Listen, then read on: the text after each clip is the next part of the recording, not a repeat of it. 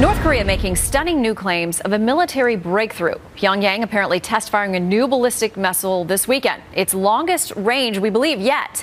One of the regime says it's capable of carrying a nuclear warhead. Joining me now, Wyoming Senator John Barrasso, member of the Foreign Relations Committee.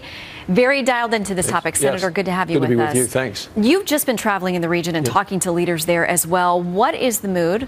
Well, people are very concerned. I was in China, I was in Japan, and we're concerned about a couple of things. And one is the nuclear capacity of North Korea. They now have a new ballistic capacity that we didn't know they had before. They've moved to solid fuel from liquid fuel, greater mobility, which allows for greater stealth, greater predictability on their part.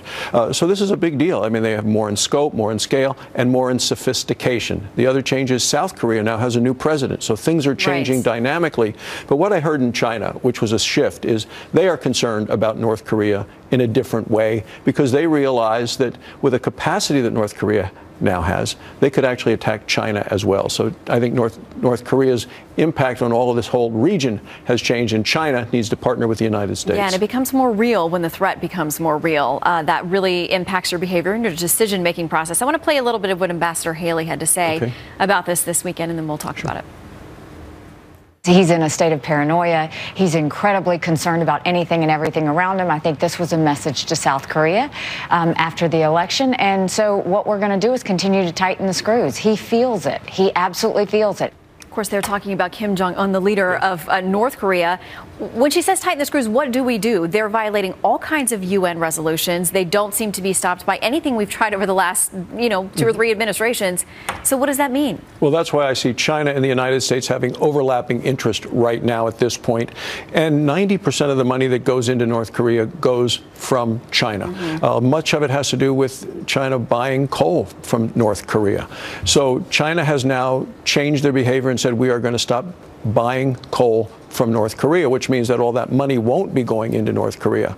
So that has a much greater impact in terms of sanctions than anything the United States and some of our friends from around the world could do. So China, I think, really holds the key to this, and China is getting much more concerned now than they had been in the past. And what about the role of Russia? Because I thought it was interesting. The statement we got from the White House over the weekend referenced how close this came to Russia and said they can't be happy. I know there's been a conversation about trying to bring them into the fold to be a better partner on this issue of North Korea. Well, as you try to isolate North Korea and the leader of North Korea, you try to do that with as many partners as you can. And to see this missile that stayed up for 30 minutes, went up to a height of over 1,200 miles and downrange quite a bit, and that close to Russia, says they can affect anybody, anywhere. Of course, the president of North Korea continues to say he wants to hit the United States, which is what my concern is. The capacity of this recent launch from yesterday could actually hit our troops and our bases in Guam. Yeah, and they're learning, it appears, from their failures, because every experiment gives you more information. Well, that's interesting, because somebody said, oh, this was a failure. I think it was a success from their standpoint in terms of just the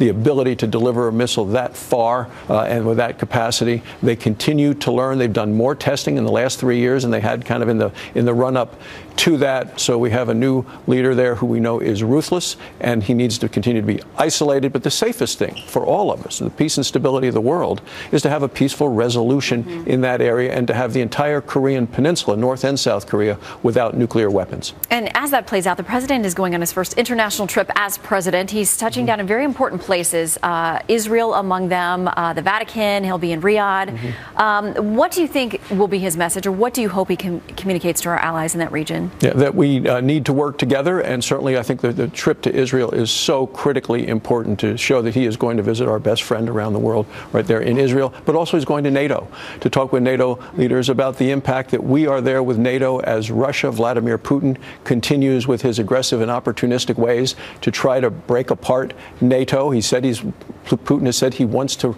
bring back together the former Soviet Union. We need to stand strong with NATO. What President Trump has done so successfully with NATO is they are actually starting to pay their way in many ways they hadn't in the past.